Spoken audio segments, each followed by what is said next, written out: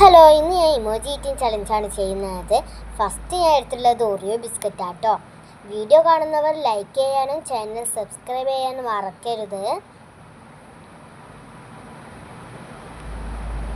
പിന്നെ ഞാൻ ഇവിടെ സ്പ്രൈറ്റ് ആട്ടോ എടുത്തുള്ളത്.